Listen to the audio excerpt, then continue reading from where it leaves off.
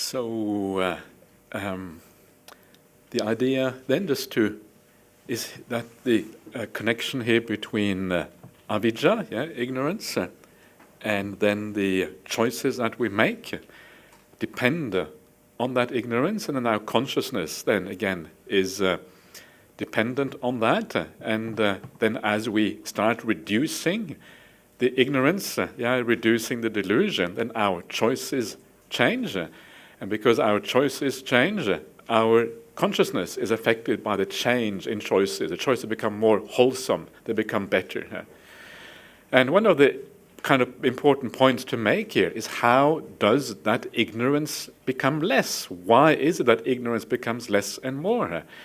And part of the answer is, or actually the whole answer really is, the teachings of the Buddha. That's the thing that we saw yesterday. I don't know if you can remember now that sutta where we start off, what is the root cause of ignorance or avidya? And we said the immediate condition for avidya is the 5 hindrances. And then we took it back all the way back to seeing the sapurisa, seeing the superior people. What was the word used there? The good people, I think. Seeing the good people. So in other words, seeing the Buddha, seeing someone who has understood these teachings. So the answer is, if you want to reduce avidya, you have to keep on coming back to these teachings. This is how you clarify that view. This is how you start to see the world in a new way.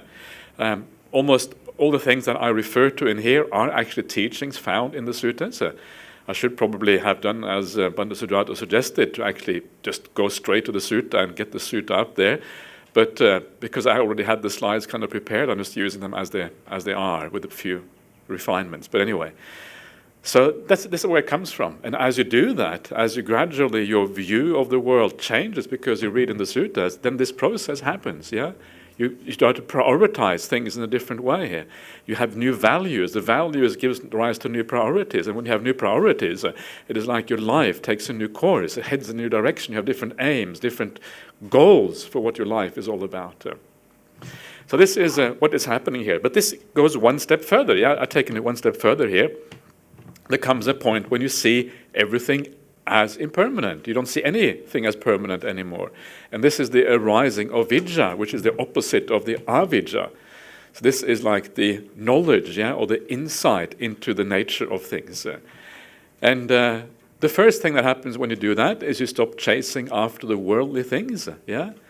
Why is that? Because you realize that the things of the world are utterly out of control. They're not really worthy of being chased after. So instead of chasing after those things, you kind of you go for the spiritual life 100%. And when you stop chasing the after the worldly things, what happens then? Well, that's when meditation really becomes powerful, because this is exactly what blocks your ability to meditate, is the chasing after the worldly things. So then your mind moves to the inner qualities instead. The external things are no longer of interest, and if the external world is no longer of interest, then the mind turns within quite easily. So here the sankharas make a big shift, away from the worldly things. But there's a deeper level, there's a deeper way, and this is when you see the entire 5 khandhas as they really are, the entire 5 khandhas as impermanent, not only the external world, but both the external and the internal world. And when you see all of that as impermanent, as problematic, this is all the factors of personality, then what happens? You stop chasing after anything. The whole idea of chasing after things becomes silly. There's nothing to be chased after. It is all problematic. It all changes. There's nothing you can hold on to. And the entire idea of chasing actually starts to seem silly. So that at that point, when you see that, well, then sankharas come to an end because of that. And sankharas don't serve any function anymore, because they don't actually. There's nothing in that world really worth having. On top, not only is there nothing really worth having, but on top of that, you realize that the very fact of chasing after things is painful. Yeah, like we chase after things in the world, they're always kind of looking after things, they're often trying to get hold of things.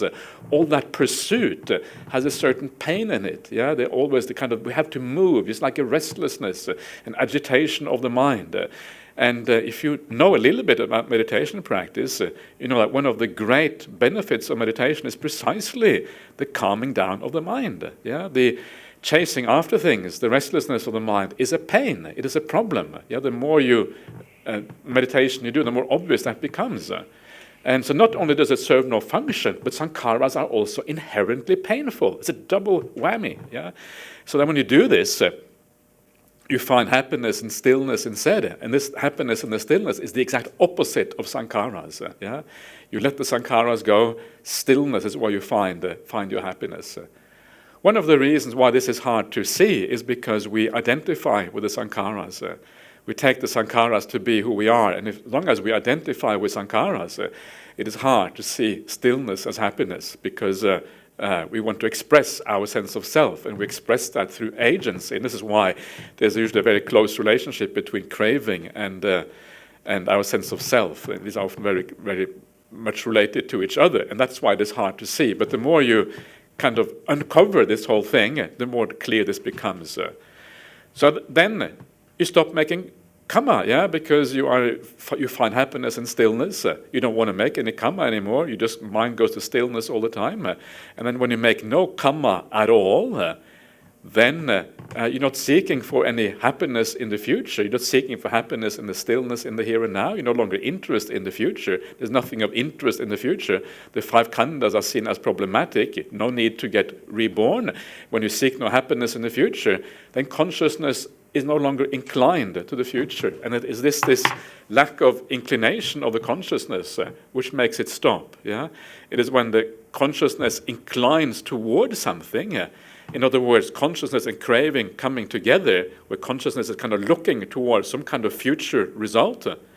Yeah, if you want to be reborn, it means that your consciousness is inclining towards rebirth. If you're looking towards a certain state of happiness, your consciousness is inclining towards that state of happiness. Yeah, and because that inclination of the consciousness, that is then where the consciousness then continues. Because of that, it's like it's projecting itself into the future, just like craving is always about the future. So that is the rough outline of how this works. Yeah? How you, on the one hand, you create consciousness in a certain way, a certain level of consciousness, then the rebirth, and then on the other hand, if you give rise to the insight and understanding, the whole process comes to an end as a consequence. Does that make sense to anyone? Yeah. Anyone it doesn't make sense to? This is the general outline of the first three factors, how they work. I'm going to show you it from a couple of different angles as well. But do you want to say anything, Most Venerable?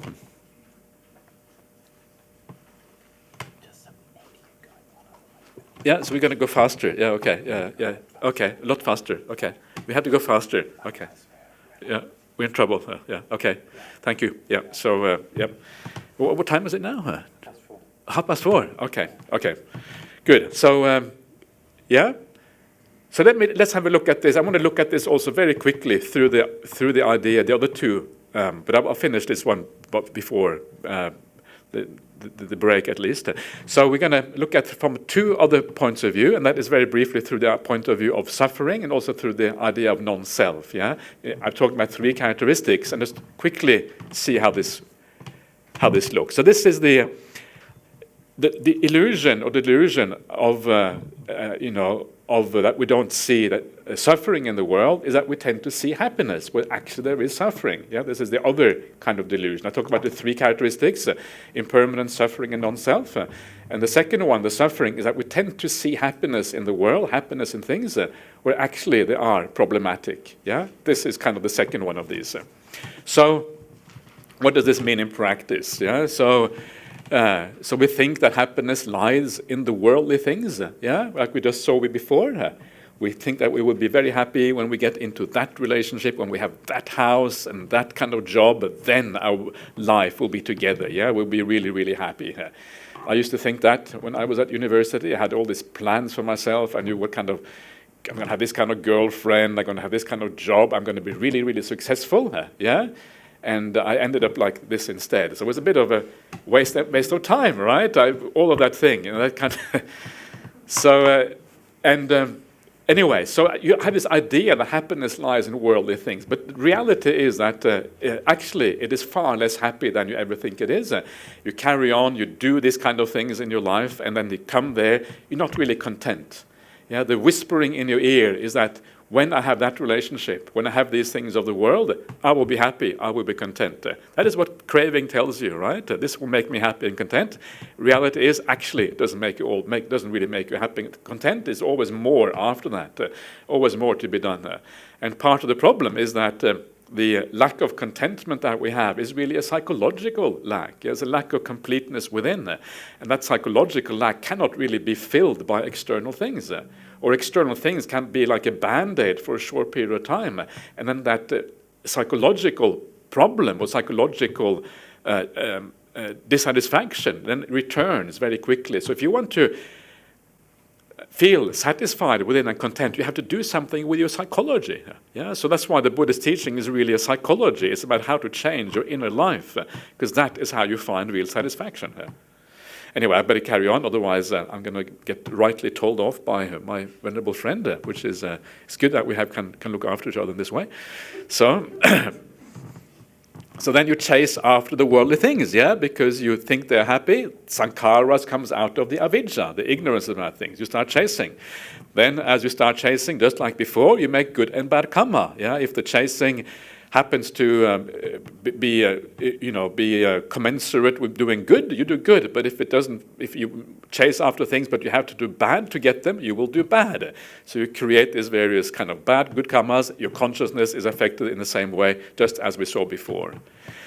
Then, after a while, we read the word of the Buddha, and the Buddha says, actually, there's less happiness in these things. And you think, yeah, Buddha, he was a wise person. I should listen to what the Buddha has to say. Then you start to remember the hollowness of the worldly things. The simile of the dream. So this is where I brought that in. The idea that the dream of the future is far more beautiful than the reality of the future. The idea that we will be satisfied when we get certain things. The idea of the perfect relationship, which everyone is seeking for. The idea of all of these things in the world, but actually the reality is very different. The simile of the dream is where the Buddha says, well, it's like you dream at night, and when you dream at night, you see all these beautiful things. You see beautiful fields, beautiful hills, beautiful rivers, beautiful villages, and then when you wake up in the morning, there's nothing there. And that is like our image of the world within is very different from the reality without. And this is where we have to be very careful. So look at your mind when you fantasize about the future and ask yourself how realistic that future fantasy really is.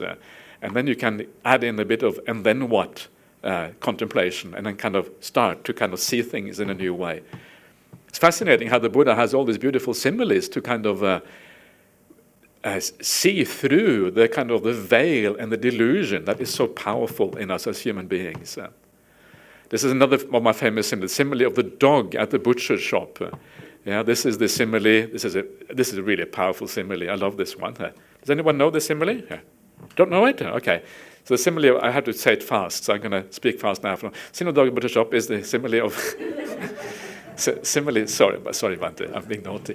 This is the simile of the dog which hangs out of the butcher shop, and sitting outside and looking with big eyes at the butcher and waiting for the butcher to chuck it a bone. It actually says a skeleton, but a bone will do.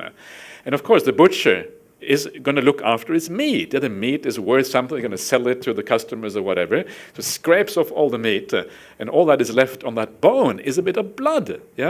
So the bloody bone, that's a bloody bone as far as the dog is concerned. So he chucks out the bloody bone to the dog, and then the dog chews that bone. And there is no real satisfaction on that bone because there is no meat there. All there is the taste of blood, the taste of meat. Yeah, the dog is already hungry and weak. That's why it comes to the butcher shop. It doesn't get any satisfaction. There's no satisfaction there. All it gets is the taste. The craving becomes even stronger. The hunger is even more powerful than before. So what happens to the dog? It runs off to the next butcher shop. Next butcher, just as stingy as the previous one. Yeah, and it goes on and on from one butcher shop to the next one until it dies. Then when it dies, you get reborn. That's a really sad story. It's a very sad story. Poor dog. It's worse than you think, Bhante. Wait, this is much worse than you think. This is only the beginning. Yeah, this is really bad. And then it dies. Yeah, and then when it dies, what happens? It gets reborn as a puppy. And when it gets reborn as a puppy, where where does its mother take it? To the butcher shop. Yeah, and then it goes on and on. And what is so interesting about this story is that this is how the Buddha says this is how the sensory world is like. Yeah, we are like this dog out of the butcher shop, always waiting to find satisfaction in something that can never actually give you satisfaction. Yeah, so we just chase on. We die. Next time we get reborn, we still try to find that perfect relationship. We still try to find the perfect career. Still try to find satisfaction in the sensory world, and we have done it already billions of times. We have never succeeded. And the time has come to learn from our failures and start to look at life in a new way. Yeah, this craving driving us on, the craving kind of leading nowhere. In fact, and this is one of those beautiful metaphors or similes of the Buddha, where he says that we are a slave to craving. Craving is in the driver's seat. We think that we are just fulfilling craving, so we are in charge. But actually, it is the other way around. Craving is in charge. And we say, yes, master, where should I run today? Where should my restlessness and agitation take me? And then we follow along, and craving is really in charge. Of course, this is what you start to see in meditation. Yeah, you see how the calm and the peace is far preferable. So this kind of simile, it starts to give you an idea of the suffering inherent in always chasing after things and never finding satisfaction. What is the alternative? The alternative is the spiritual path, finding happiness in kindness. Yeah, kindness is really what the spiritual path is about. So when you find happiness in kindness, it's a very different kind of happiness. It is a happiness that is satisfactory in the present moment. It is a happiness that is not involved with craving. Yeah, it is actually involved, it gives an immediate sense of satisfaction. There's no craving there in the same way. And you're starting to fill in that itch inside, which is always driving you on to new things. Craving is starting to fade away. And this is the whole idea with the spiritual path, is that eventually, when you go very deep on the spiritual path, when you attain a state of samadhi or something like that, craving is completely gone. Yeah? Ultimately, it's completely gone. That itch inside is no longer there.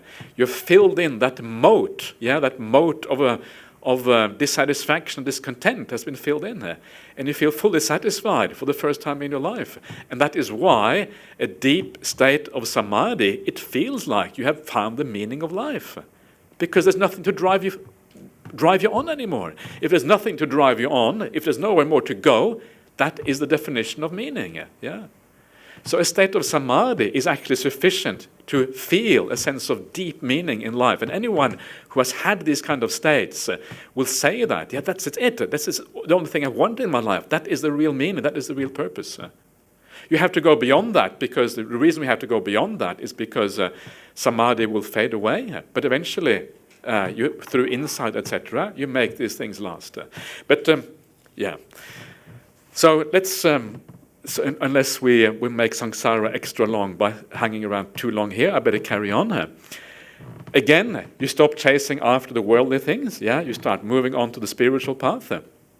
You make less bad karma, more good karma, and your mind and consciousness is affected by thinking in this way about the world. Yeah, you're moving in a different direction, doing new things. You're giving rise to more vidya and understanding here. Then you see things fully as suffering. Yeah, this is kind of the ultimate vidya. We're gradually becoming more wiser, gradually eliminating ignorance.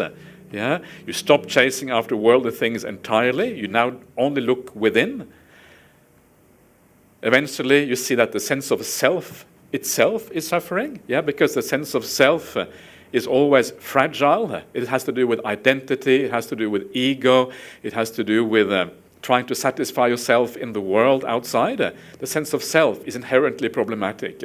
And when you realize that, you stop chasing anything in the world. The two things that we tend to chase after are either the sensory world or things to do with the ego, with the sense of self. These are the two main cravings. We talk about the tanha, the craving in the suttas. Two kinds of tanha. One is the kama tanha, which is the chasing after the sensory things of the world, and then there's the bhavatana. The bhavatana is a chasing for existence, which is a chasing after the sense of self, or the ego, and the identity, and all of these kind of things.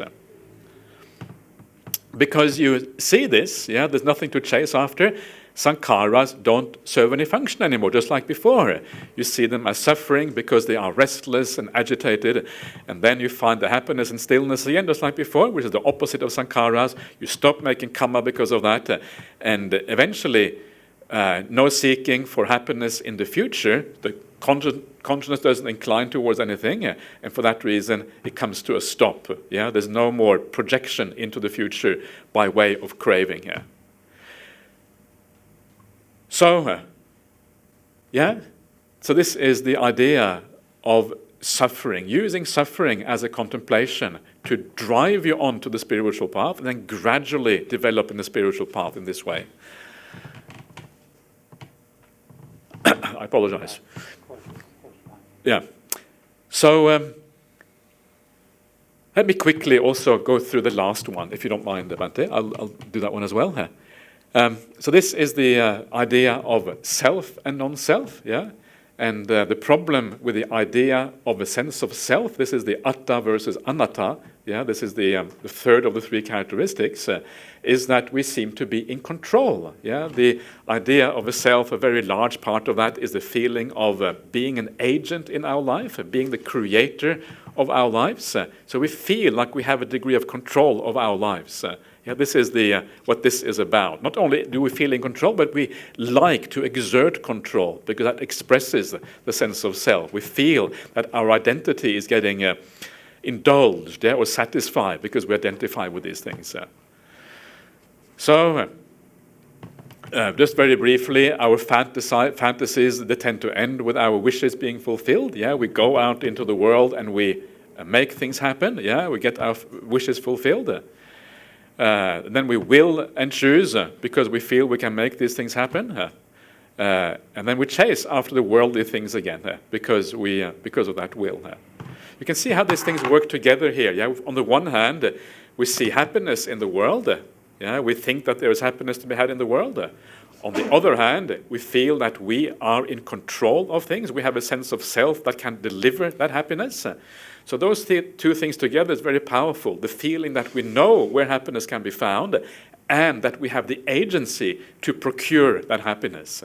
Those two things together obviously makes us do things in the world. It makes us try to get those things because we feel that's it can be done. Then we make good and bad karma again as a consequence of that, depending on whether things are. Depending on the situation, and then consciousness is affected by that. If you make good karma, it's go up. Bad karma, it tends to bring it down. After a while, you start to understand that you are in less control than you actually think. You start to understand that actually the world goes according to its own cause and conditions. Things happen according to its own conditions, and so very often there's actually very little influence that we have over worldly phenomena, far less than we actually like to think. And so you start to lose some of that interest in chasing after the things of the world because you understand that you are far less empowered than you actually are. Less chasing after worldly things, So, and then because you start chasing less after worldly things, you start to move on to the spiritual path instead. You look more at the process rather than the results, and the process is about living in the right way. You make less bad karma and more good karma as a consequence of that. You're moving away from the worldly life, moving more over to the spiritual path. Again, your mind and consciousness is affected by that. Now you're kind of raising your consciousness, making it brighter and lighter, etc., etc. Then you keep on reading the suttas, keeping on understanding how the Buddha taught. And then there comes a time, hopefully, when you actually see the idea of non-self altogether, and you understand that the world is even more out of control than you actually thought. And you have very little ability to control the outcome. So this is kind of the where you see this fully, when you become a stream mentor or whatever. You stop chasing after worldly things because you know that the self cannot procure those things anyway in a way that is satisfactory. And then you see things again happening according to conditions. You stop chasing after anything because everything in the world happens according to conditions, not when you want it to happen, but when the conditions are right. So you stop chasing after them. Instead, you kind of make the conditions, and the main condition for happiness in the world is stillness and peace. So you actually look for that in samadhi instead of looking at in activity and chasing after things. They serve no function. They're seen as suffering, happiness and stillness. And then you stop making kamma because you enjoy the stillness instead. And last of all, you don't stop seeking for happiness in the future, and consciousness does not incline to anything because you understand that there is nothing in the world worth inclining towards, and then consciousness comes to a stop because there's no projection of that consciousness into the future. So this is one way of thinking about these ideas, to try to understand what is actually going on here, why the connection between the avidya, our choices, and then how we feel about ourselves subjectively, and how these kind of things work together in this particular way. So,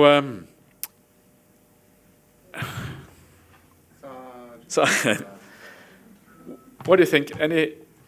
Any thoughts on this? Do you want to say anything, Bhante, about this, or are you? Maybe to see if there's any questions before we take a break. That's what I was thinking. Does anyone have any comments on this?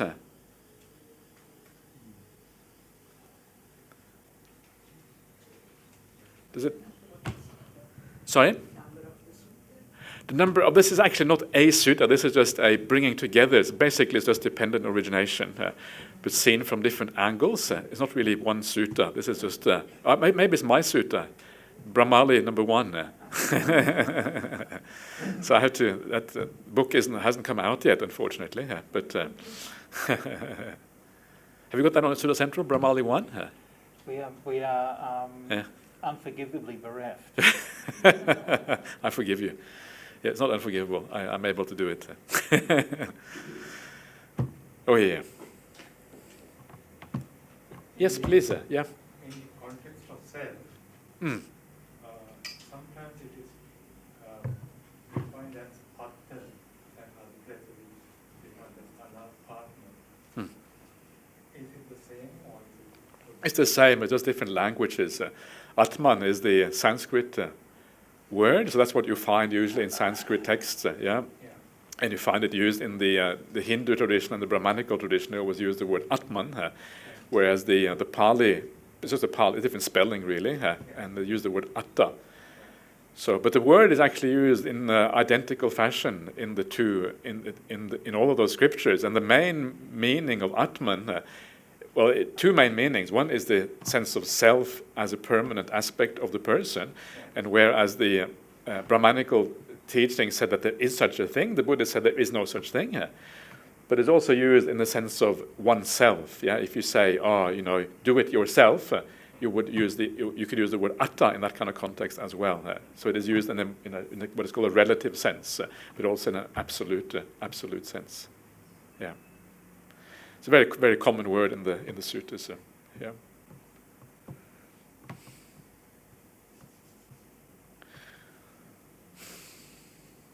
was going to ask these suggested readings that you have given. They're all supporting the factors that you have there? Kind of, It is, the reading is, you can see it is actually related to each of the factors, isn't it? Wow, we did a really good job with this. I'm surprised to see it was so good. But all of these things are, the thing is that the way I present it here is not exactly the same as the suttas. The idea is to, when you present things, you want to do it slightly differently to make a point out of things.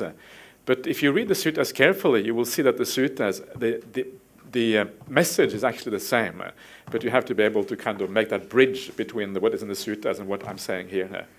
So this is kind of the idea. Yeah, one thing is to present the suttas as they are. Another way is to kind of draw out the meaning of the suttas. I must admit, I agree a little bit about the Sujato that the ideal way of doing that is actually to take a sutta, read the sutta, and then draw out the meaning. But sometimes it may also be, okay to kind of put together meaning from many different places in a certain way. So, but it should all be in there if you look for it. Yeah. We have reached the point where we are discussing consciousness.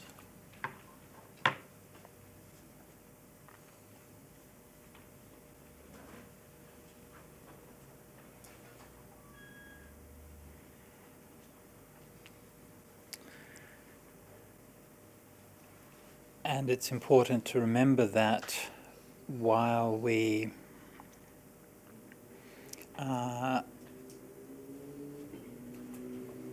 spend a good bit of time talking about scriptures and terminology and all of those kinds of things, none of these things mean anything except insofar as they point to some kind of reality that we experience. And if it was not talking about something real, then the Buddha's teachings would be just another fairy tale. The handsome prince meets the beautiful princess and they get married and then they go to Nibbana and then they're happy ever after. Something like that. That's a Buddhist fairy tale.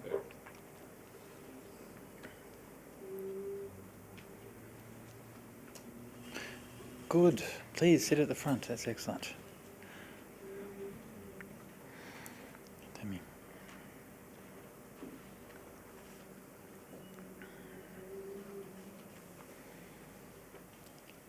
The center of experience is what the Buddha referred to as consciousness, or vijnana. And he used some striking phrases and analogies to talk about vijnana. Vijnanam bijam, consciousness is the seed. Consciousness is the Nagarasami, the lord of the city, who sits in the middle of the city at the crossroads.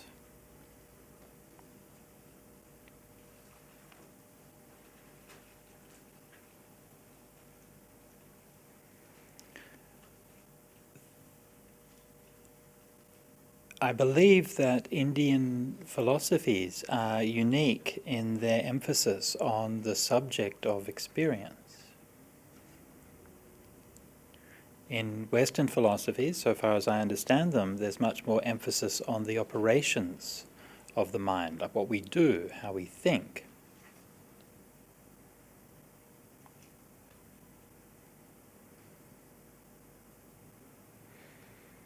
And it seems to me that even today, when people talk about the mind and consciousness, from a Western point of view, it seems that there's this kind of almost yawning and very kind of obvious gap where consciousness is just overlooked.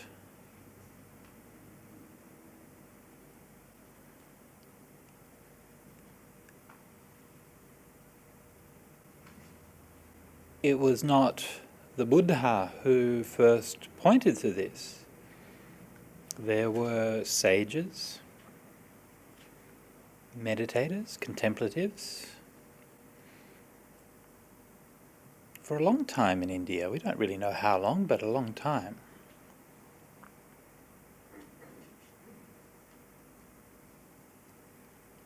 And they started looking within themselves and asking this fundamental question about who is this that knows? What is this that sees?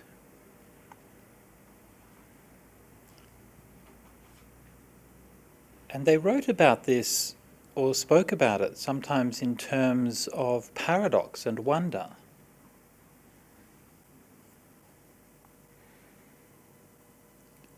One story, for example, talks about as a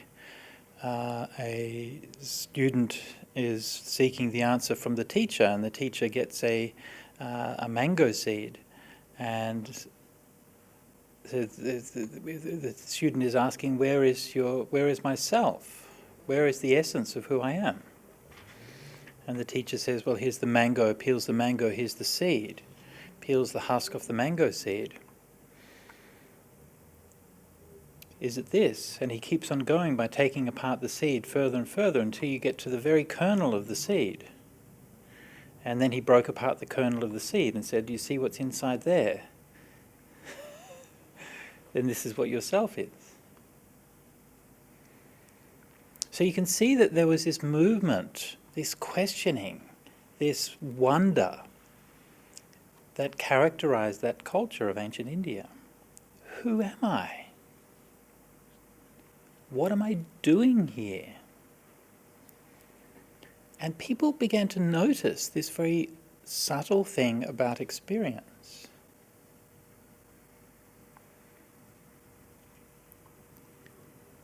Have you ever thought about how odd it is that we see, but our eyes can't see themselves? I mean, you can look in a mirror, okay, but even then you're not quite seeing your eye, you're seeing a reflection of your eye. Yeah? Your ear can't hear itself. I mean, I guess if you go like that, you can hear it a bit, but generally speaking, our ears don't hear ourselves. What is it that's hearing? What is it that's seeing?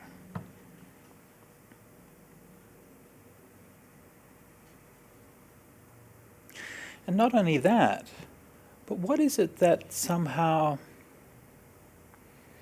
why is it that all of these things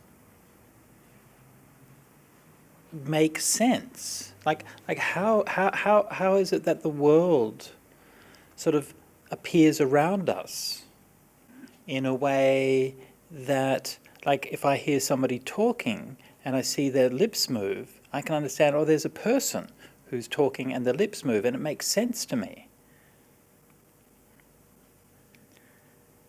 How is it that you can be over there with your life, your experiences, your conditioning, and the way you see the world is from your point of view? Your world that you see is completely different from the world that I see. I mean, well, not completely different. I mean, if we're walking along a path, we can walk along the same path. Yeah? If we see an elephant running along the path towards us, we can both yell, run, and run away. And we can agree somehow that there is this external reality that we share. And yet we have our own individual and subjective impressions of that external reality. And what is that hidden thing that knows these things? And this is that question that caught the imagination and inflamed the mind of the rishis and the sages and philosophers who came in the centuries before the Buddha. And in many different ways they sought an answer to this question, and they gave many different answers. And the answers they gave were often quite interesting.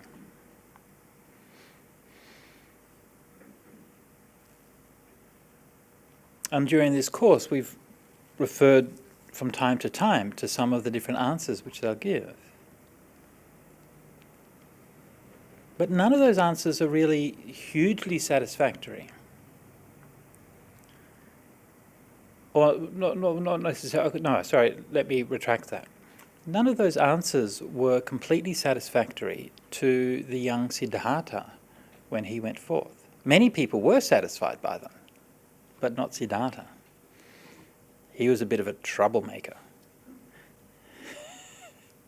He was the kind of student who would ask annoying questions during the Dhamma talk. But Bhante, is that really so? And he wasn't satisfied. And even though many of these sages were very intelligent, very wise, had contemplated deeply for a long time, and the Buddha expressed his respect for them and for their wisdom. And yet, this thing that he was looking for was so very subtle.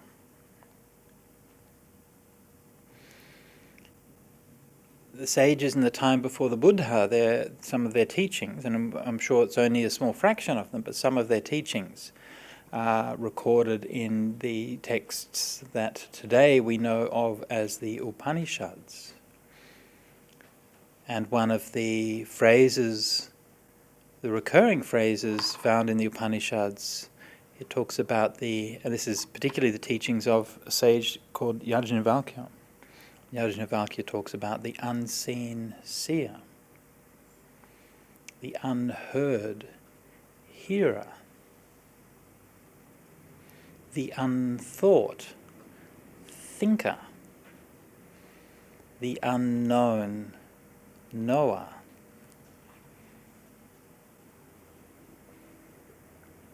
We're in here looking out. Who is it that looks in?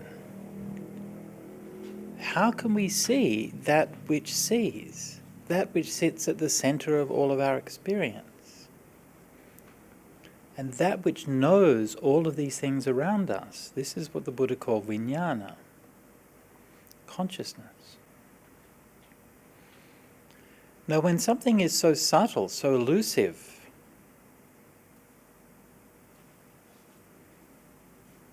then there is a tendency of the human mind to attribute some kind of meaning and some kind of significance to it. Surely, this must be important.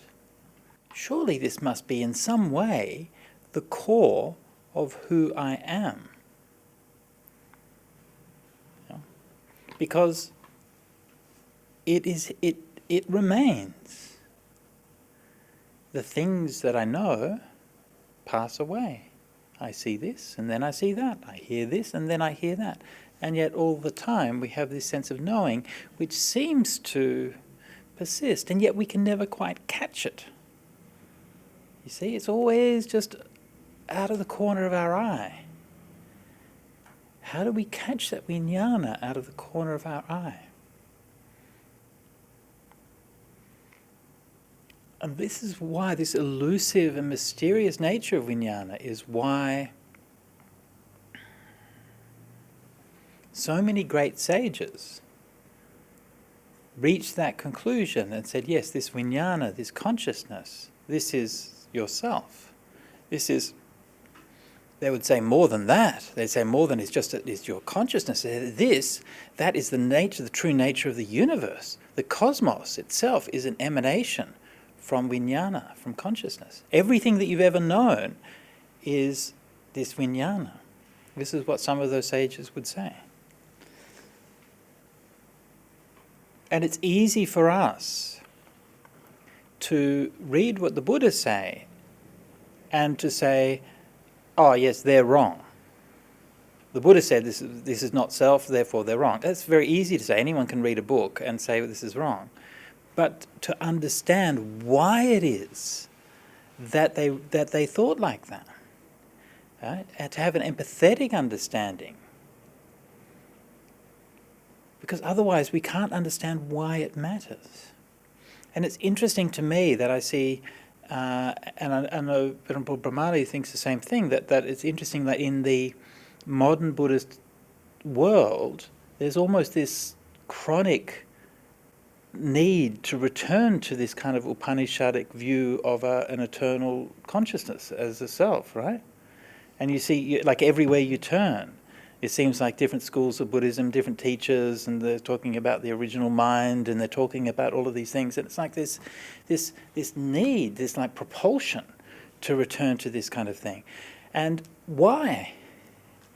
Why is that? Why is that such an evocative idea? Why is it such a persistent idea?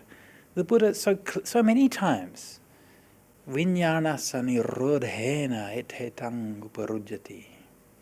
It's with the cessation of consciousness that all this comes to an end. That's what the Buddha was saying so many times. Vijnanasa nirodhena. So that mystery that hides at the heart of our experience,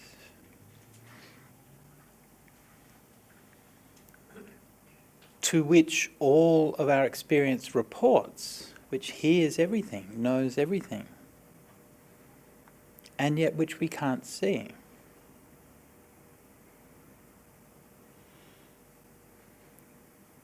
Now the path to seeing and understanding vijnana is a subtle one, and I won't talk about it too much, but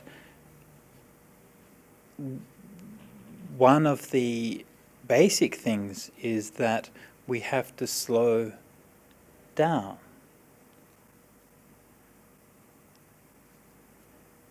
And we have to quiet down. And we have to bring the activity in our mind quieter and quieter and quieter. And then we can start to get glimpses, as it were, of this elusive vijnana which is trying to hide from us, or it seems like it's trying to hide from us.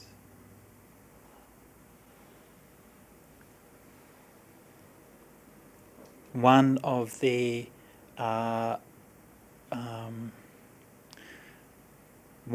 primary ways that we gain insight into how consciousness works is through the notion of the 6 kinds of consciousness, 6 sense consciousness. And that Vibhanga Sutta talks about the 6 kinds of consciousness, right? That's how it analyzes it, yeah. And so you have this kind of interesting thing that from here, most of the factors are then phrased in terms of the 6 things. Nama Rupa is a bit different, but then most of them, like feeling and contact and so on, are phrased in terms of the 6 sense consciousness. So what that does is, in a Western idiom, we tend to think of the 5 senses, and the 6th sense is kind of woo-woo. I'm going to, I don't know, hear dead people or something like that. And that's what the 6th sense. But from Buddha's point of view, the 6th sense is simply the mind. And the reason why the Buddha treats the 6th sense as the mind is because we can then understand, by way of analogy, with the earlier senses, the simpler senses. The mind is much more complex than the other ones. So if we start by trying to understand the mind, it's too much. How do you figure that out? So we'll start by looking at something simpler, which is sight. Chakku viññāna. Yeah?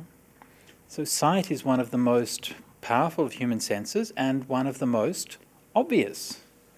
Right? We see things, but also the way in which sight works is one of the most sort of clearly defined. You see, we have our eyes in here that we see with. That's pretty straightforward, right? I mean, we can, maybe it's like we have the lenses and rods and all of those details. We want to go into the biology a bit more, but basically the idea is you have an eye here which enables us to see, and the eye is connected to neurons and the brain and all of these kinds of stuff. And then there's an external stimuli. In Pali we call rupa, but literally on a physical level, then that just means light. Yeah? Light is a kind of electromagnetic energy. It's just an energy. It's just a pattern of energy. And it's a pattern of energy when it hits your eye, then it excites the neurons in your eye in a certain way, causes a certain stimulus interpreted by the brain, and the brain puts together the thing that you're seeing. The brain doesn't just see a mass of light, a brain sees people and walls and floors and all of those things. So this is the first kind of consciousness, and it can serve as an analogy for understanding all of the other kinds of consciousness, especially mind consciousness. I forms, and I consciousness arise on that. So you have some kind of stimuli, in here and out there. One of my little bugbears that I have is that in modern Buddhism, people always talk about the objects of the senses. And in the suttas, there's no word for object. The word aramana, which was used in later Buddhism for an object, is not used in that sense in the suttas. And it's an important difference. Again, I'm perhaps especially sensitive to this coming from Western philosophical background, because these things exist in relation to each other. When we call something an object, we are implying, it's implicit in that word, that it exists objectively. You see? Whereas that's not how it's presented in dependent origination. These things are presented in dependent origination as existing in relationship with each other. Now, in the case of the I and forms, then it might be forgiven. You might think, well, the light waves exist whether I'm here or not. Okay. But in the case of the mind and the things that the mind thinks about, then clearly the things that you think about can't exist without the mind to think them. So this idea of the object, I think, is problematic, and these days I dispense entirely with using that word in discussing consciousness in Buddhism. So the I and the forms, in here and out there. And if we think about it, how your mind works, it's a little bit similar, isn't it? I mean, it's a bit similar even insofar as you can actually see things in your mind. Like you can imagine colours and shapes and people and things. Maybe not completely clearly, and people vary a lot in how clearly they can do that. But it almost feels like, just as your eye is in here and the things you see are out there, your mind has a kind of similar structure. You can almost feel like in here I have my mind, my consciousness, and that it's aware of things which appear sort of outside it. The Buddha always talked about this difference, ajata bahidha. And I think the reason for that is because mind consciousness evolves together with and on top of these five sense consciousness. So in some ways, mind consciousness mirrors the structure of these sense consciousnesses, because that's how it evolved. So partly this is an analogy, but partly I think it's more than that as well. I think it's a biological heritage. So ears work in a similar way. Ears in here, sounds out there. Stimulus. Nose is a little bit different, isn't it? Because when you smell something, you don't sort of smell it over there. You only smell something that's here. Each of the senses is subtly different. Body touch sensation also is very different in many ways, isn't it? Because touch sensation, we don't feel the outside there in the same way as we do with the eyes. Yeah? And touch sensation is also, we can't locate it as easily. It's diffused throughout our body. It's also much less, it's much less clear. Like you feel things on your skin all the time, but there's nothing there, right? I mean, you feel an itch. I mean, presumably there's something there, I don't know, that's causing the itch, but it's not like the sight, where it's much more clear about the separation between in here and out there. So again, this is why I think that the I consciousness is at the beginning, as the analogy for how these other ones work. We look at the more simple one, the more straightforward one to start with, and then the other ones, each of them is a little bit different and varies a little bit in how it works. But we can still look at it in terms of that same overall structure.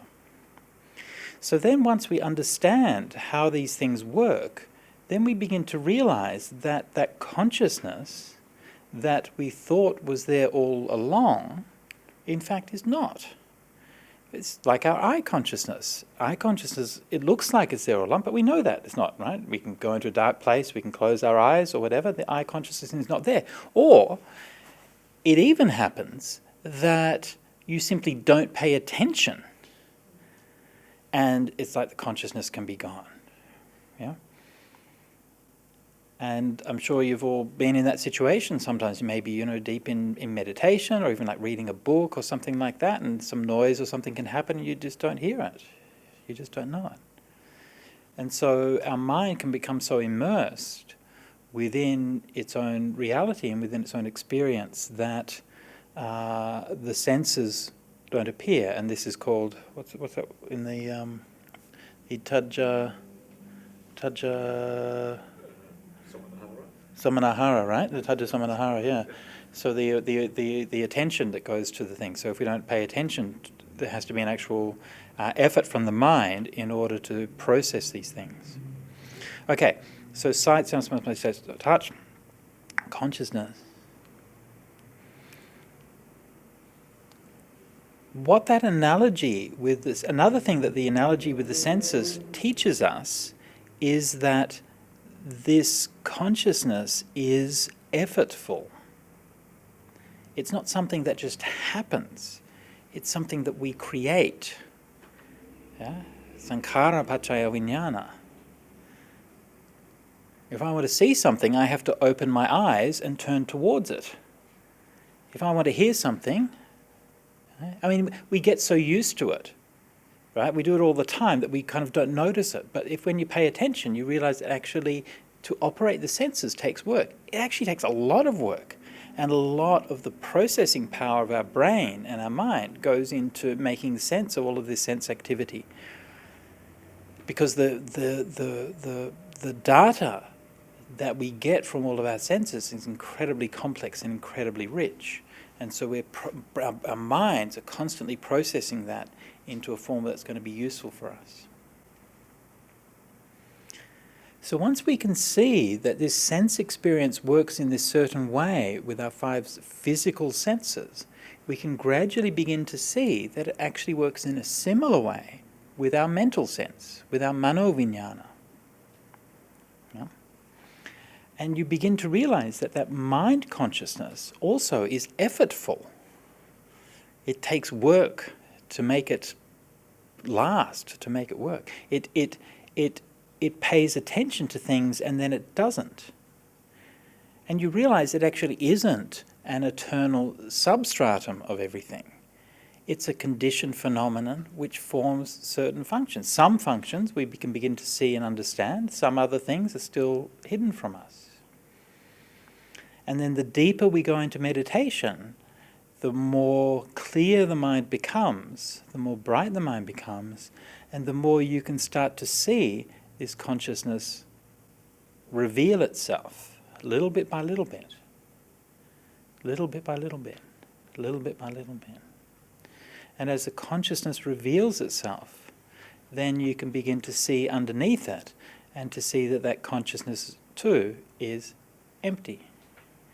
It's impermanent. Okay. Let's go. Next line. What do we got? Okay, good. So we have a few terms here to talk about consciousness. Now, I've been talking about consciousness in terms of the 6 senses. But there are 2 ways, or probably a number of ways, but at least 2 ways that the suttas talk about consciousness. One in Dependent Origination, one is the 6 senses, and the other is in terms of the, what would you call it, the principle, the thing, that the process, the energy, the stream, whatever, as the thing that goes on and gets reborn. So here we have the consciousness that roams and transmigrates. And here clearly is talking about the idea of rebirth. So again, this consciousness which transmigrates, I mean, technically is part of the mano sankhara, mano vijnana, the mental consciousness. It's not a different thing than the consciousness that you are experiencing right now. It's the same thing. And that is the crucial difference between the Buddhist theory of rebirth and the Brahmanical theory of rebirth. In the Brahmanical theory of rebirth, whatever it is that you're experiencing now, this passing sense consciousness is not what gets reborn. What gets reborn is the permanent Atman. So there's like another principle or another entity which is proposed to explain rebirth. And the Buddhist theory of rebirth is that it's the same thing. What you're experiencing now is the same thing. The process of rebirth is the same thing. The thing that gives you continuity between one breath and another, between one day and another. The thing that makes you feel like the same person you were yesterday. That's the same thing that takes rebirth. Okay, next one. And a few different phrases for the similar kind of thing. The idea of a stream of consciousness, vijnana sota, established in this world and established in the next world. So just to be clear, this particular case, we can think of a stream of consciousness in a purely psychological sense. That's what James Joyce would think of it as a stream of consciousness. But in the sutta, it explicitly is the stream of consciousness which is established in this world and established in the next world. Yes, onwards. Consciousness travels on. Sangsarati, on-flowing consciousness, sangvatanika vijnana, the planes or stations of consciousness. We already introduced this concept earlier, the vijnana titi. Interesting idea. The vijnana titi is like a station, and it's almost like when you get reborn, that what happens is that your mind gets projected to a certain level. It might be the human realm, or it might be one of the other realms of existence. And once it's in that realm, it tends to have a certain stickiness. So consciousness changes all the time, but when we're in the human realm, it sort of tends to change around that kind of focal point. Like our minds might, go down a little bit and we maybe, become more animalistic, become angry and greedy and so on or whatever. Not that I shouldn't say that because most animals are very cute. I shouldn't say that. But you know what I mean? And so our minds can go down, or we can raise them up through our spiritual practice and so on, but they tend to revolve around that point, which is the kind of the human realm. That's the vijnana titi. And so we can get reborn in those different kind of levels. And so it doesn't mean that we're stuck in that level, but it just means that there's a tendency to sort of be around that kind of level of that station of consciousness. Okay. So this is a fun one. So this is, we mentioned a few times the Upanishads, and so this is a quote here from the Brihadaranyaka Upanishad. This is the earliest, oldest, and largest and most interesting of the Upanishads, compiled from a variety of different teachings that existed probably a couple of 100 years before the Buddha, and is probably referred to directly referred to by name in at least one place in the suttas, in the Tevijja Sutta. At death, the top of the heart brightened. Okay? Through that brightened top, the self departs. Yeah? So notice how organic this is. The self, the atta, departs, either through the eye, or through the head, or through any other part of the body. When it departs, the vital force follows. So the vital force, of course, is the prana, or the breath. When the vital force departs, all the organs follow. This is the indriya. It's probably a mistranslation. It doesn't mean that your liver emerges from your head. It means your indriya, your sense faculties. Yeah. So the sense faculties will depart once the breath departs. Yeah? So the first thing that goes is the atta, or the soul. The second thing is the breath, and the third thing is the senses. So mostly that's an organic description of the process of death, except it introduces, of course, this idea of the Atman. Then the self has consciousness and goes to that body which is related to that consciousness. Okay? It is followed by knowledge, karma, and past experience. So you can see that this actually, in many ways, is very similar to the Buddhist point of view. Yeah, very similar. We're talking about knowledge, we're talking about karma and past experience. Same thing. When you get reborn in somewhere. Yeah? Your karma is what drives you and directs you. It's your sankharas. You have your memories and your past experiences which shape you unconsciously or consciously. Some people can remember their past lives and remember those experiences, but for those of us, most people can't, but they're still shaped by them, just unconsciously. That's what makes us who we are. So all of that is basically the same as Buddhism, except it introduces this idea of the self, the Atman. You're going to object. No. I've got to move on. Next one is about wrong view. Yes, okay. Exactly what so it introduces the notion of self. And so from a Buddhist point of view, what we would say is that introducing the notion of self doesn't actually help to explain anything. We can simply take that out and it makes just as much sense. Yeah? I should add, though, just as a sort of what do I say? This is a fairly unusual. It's fairly unusual for pre-Buddhist texts to talk about karma and so on in that same way. Like, this is unusually close to the Buddhist point of view. There's a number of different theories of rebirth and so on you find through the Upanishadic point of view. The reason I mention this is because people sometimes say that the Buddha just talked about rebirth because that was what everybody believed in India at the time. But that's simply not true. First of all, the Buddha wasn't an idiot who just believed things because people told him to. Okay, I mean, you and I are quite capable of critically assessing ideas that people say to us, and I'm sure the Buddha was also. So the idea that he just blindly repeated what everybody else said is kind of insulting, frankly. But more to the point, that there were lots of different ideas about what happened when you died. Many of them talked about in the suttas, but also even in the Upanishads, there's many different theories and ideas about what happens to you after you die. And this is one which happens to be very close to what the Buddha taught. But there are others, which like the others that talk about you get reborn in the moon, and then you come down in the dew, and then you get reborn into the plants, and then you come out through the plants, and so on. So it's quite a different kind of idea. Yeah. I mean, we know from the suttas, if we have to follow the suttas, we know from the suttas that Buddha was very critical and very inquiring, and this is kind of what he was known for. So the idea that he wouldn't inquire about this is just ridiculous, to be honest. And this is why he rejected the Alara Kalama and the Udakuram Buddhas, because he was inquiring not only superficially, but actually in a very deep way into the nature of existence and into the nature of samadhi and all of these kind of things. And so, I mean, he did it all the time. Precisely, yeah. Okay. This is what kind of comes with the next one here, because that's the this one here. All right. Yeah. Okay. So this is a sort of a very direct expression of that which is called chitta or mind, mano or consciousness. That self is permanent and eternal. So this is one of the kind of wrong views which the Buddha talked about. Kind of difficult to find English translations for all of those, right? Especially chitta and mano, psyche. Yeah. One also might do. I can't remember what I used. You might use intentionality for mano.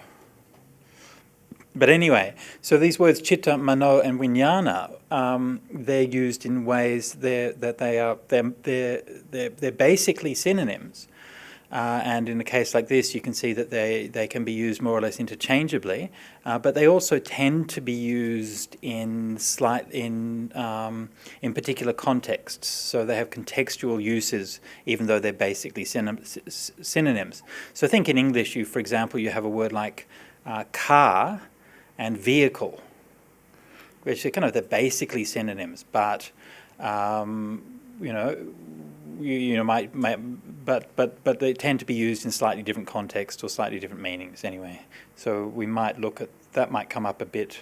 I'm not sure if it comes up later. Anyway, let's go. Continue. Yeah, let's see. I'm sure what's coming up next now. Maybe not. Yes, I think we can stop there, because these are the suttas we looked at before. We looked at before, yeah. We need to look at them again. Let's go. Kind of things. Let's just move on to the next move on. Next thing. Yeah. Did you have anything to add on Vijnana? On I'm very happy here. Yeah. Okay, very good. Sounds good to me here. Yeah. Right. Let's see what is. So this has the whole. You have the whole Kachayana Gata Sutta in there. Yeah, we don't have to do it. I Crikey. just left that from. I mean, I would from love before, to. I would love to, but. But now gosh. comes this consciousness limit form now. Let's do Vijnana Namarupa, because otherwise, if we get into the Kachayana Gata Sutta, then that could take us. Yeah. Okay. Let's go on to Vijnana Namarupa, but before we do that, questions. You're asking what the Upanishads explain? Yeah, just a definition, what does it do? Oh, what does it do? Oh my goodness, good question. Yes. Okay, so the question is, what are the Upanishads? What are they all about? Well, okay, so in the Brahmanical tradition, the roots of the Brahmanical tradition are what we call the three Vedas. In fact, the first of the three Vedas is the Rig Veda, okay? And that's the main one. Actually, the other ones mostly are summaries and extracts from that. So the Rig Veda dates from maybe 800 years BC, but the content of it is older than that. Like it was compiled about 800 BC from content that existed older. The Rig Veda consists mostly of hymns and prayers to various gods and invocations of gods. Yeah. And that was preserved as a sacred literature among the Brahmanical class. As time went on, the Vedas attracted explanations and commentary and so on. So the Vedas were accompanied by practices of rituals. Okay, so the first layer of commentary that we have on the Vedas were descriptions of how to do these rituals. So the Vedas themselves just have the hymns. So you can imagine you have like a liturgy book that might just, let's say in Buddhism, you might have just a book, all it had was like Namo Tassa Bhagavato Arahato, and it had Buddhang Saranang Gacchami, and it told you the words that you were going to be reciting at that Buddhist event, but you don't know anything else about it. Okay, so then the next layer of commentary comes along and says, well, okay, this is what we do. We set up our shrine, we put our Buddha image on the shrine, everybody comes in, we bow down to the shrine, we recite the words like this, and we do that. So this is a layer of text called the Brahmanas, and they give the ritual descriptions for how to perform those rituals and sacrifices. But they're a lot more complicated. Like our rituals tend to be pretty simple, but they were, had different people who had different roles, and they'd have to set up everything. Would be like the ground plan had to be set up, and all of the order of things, and so it got very complicated. Anyway, then the next layer of literature, which we call the Upanishads, was much more reflective and contemplative, and that was asking much more about, well, what is this all about? Right? What do we mean when we're doing these things? And one of the characteristic phrases of the Upanishads is Ya Evang Veda. Who knows this? Yeah? So what that means is that you can come along and recite your hymns and burn your offerings, yeah? But it doesn't really mean very much. But if you understand it, one who knows this, one who understands it properly, that's the person who will gain the benefit from this. So you can see that it's moving towards a much more contemplative and philosophical approach to things. And so the Upanishads have that kind of mix where they're partly talking about the rituals and so on, but then they go on to these different kinds of philosophies. And a lot of the Upanishads consist of dialogues between people about interpretations, where they will take up something and they'll move towards a deeper interpretation of that thing that they thought they'd understood. And so you have these dialogues among different teachers and philosophers and so on, or teacher and student and so on. One of the main tendencies was to move towards this idea that even all of those externals of the religious practice don't really matter. Even if you don't recite the hymns, even if you don't have the place to do it, if you don't do the ritual properly, even if you don't do all of those things, if you do it by faith, then that's just as good. You can just do it in your mind. It's much cheaper that way. So this is what the Upanishads were doing, and so it was really, and it's not so much a coherent philosophy. It's not like the Buddhist teachings where you have like one teacher and then one big collection of one teacher's teachings mostly. The Upanishads are all different kinds of people teaching all different kinds of things, and all kind of put together in a kind of semi-coherent way. Yeah. I think the idea of the magician is that consciousness is consciousness itself. By consciousness we mean awareness. Yeah, the ability to know anything at all, the ability to be aware is like a mysterious quality, and you cannot really pin down. It doesn't exist on its own. It always exists in relation to other things, and because you cannot really pin it down, everything else can change except for the awareness. The awareness seems to be like this constant background there. And because everything in the world has to have some kind of bottom, it comes to a point where you can't really go deeper, you can't explain things in terms of other things. And that awareness is kind of mysterious. What is it? Where does it come from? How does it arise? According to the suttas, it is dependent on name and form. This is what we're going to talk about here. Consciousness and name and form being mutually dependent on each other. Consciousness cannot exist independently. I should take this thing off. So it is. I think the Buddha uses it as a magician's trick because it's very hard to really kind of explain what it is or how what it is aware, but you cannot really pin it down any further beyond that. There are certain things that are kind of just are the base of reality. And I think consciousness is one of those bases of reality. And you can explain a lot of things in terms of consciousness, but you cannot really explain consciousness in terms of other things. Consciousness is like the bottom thing. They talk about in philosophy, they talk about ontological primitives. That sounds pretty fancy, right? Ontological primitive is the kind of the base of the kind of the last thing in which everything else is explained in terms of.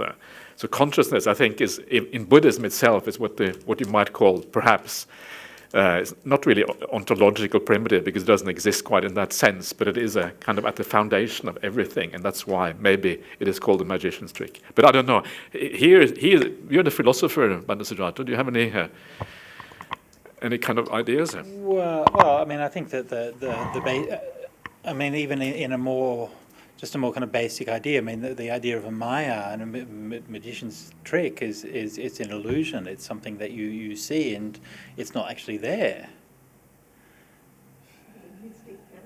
Yeah, and again, this one of the things I'm trying to convey is the strangeness of everything, the strangeness of our experience. We take it all for granted, and yet actually it just fades, and all the things that we think of as so real turn out to be it's just not there. And you imagine all of these things in your head, and they just don't turn out to be not real. It's weird. We just live in this world that's so weird. Well, I do anyway. I don't know, maybe not. Yeah. But is it a magician's trick in the sense that it seems like a permanent thing? Right, yeah. Not, sure, yeah. Something like that, yeah. Okay, yeah. so the question is whether, if you're in a relationship and a close connection with people, do you share, that consciousness or that namarupa or whatever, are these shared? So generally in Buddhism, these are understood to be like a stream of a single sort of continuity, right? So a single person. And the Pali word they usually use for this is a santana, as a continuity. And but what happens, of course, is that when, again, think of these things as patterns of energies. Yeah, patterns of energies. They're not solid. And when patterns of energies intermingle with other patterns of energies, they always influence each other, and they take on. They tend to resonate with each other. And even think about it, I think about these things in terms of music as a guitar player. And in music we have an idea of a guitar string will resonate in sympathy with another guitar string. So if I play a E in the bass note of my guitar, then the B string will vibrate, because the B string is the fifth on the E, and so that will vibrate. Whereas if I finger, for example, a C, then that won't vibrate with the E, because it's not in the same harmonic sequence. So when those and there's that's not a mystical relationship. That's purely a physical relationship, right? In the case of sound, that things vibrate together with each other. But when you're with people, then you tend to vibe together with them. And we all know what that's like, right? That sometimes you meet somebody who's on the same wavelength. and you can immediately make a connection with them and talk with them and have things in common, and somebody else you meet and you don't have anything to talk about, and it gets very awkward very quickly. Yeah, so that kind of these vibrations together with the people that you're with. So this is why the Buddha has said that if you want to get reborn with the same people in the future, then you have the same sila, the same behavior, the same faith, and you live together, and you do these things together, and then that will create those things where you can support each other. To evolve and to grow together, if you want to. Yeah. Okay, how are we going? We're just wondering about whether we should embark on the next topic. Probably not now. It's now nearly 7:10. We're probably a bit late to go on to Namarupa now, right? I think so. Let's take some more questions, if there are any. If there's not, I'm sure you've got some jokes. we can, okay. We can start by defining the terms. Like best way, I don't know, whatever. I don't really mind. We've only got 10 minutes until then. Yeah. We should start to wrap Okay. up. So it's not really enough. Okay. Yes, Jacqueline. I'm sure we got some questions anyway. Where does the chitta fall into all of this? It's really good. It's really good being the senior monk. I can just do that. You want me to do it, or do you want to do it? I'll do it. Chitra. No, I'm not even going to go. No. So chitta. So a little bit earlier, we had the slide that had the chitta, mano, and vijnana. Remember that?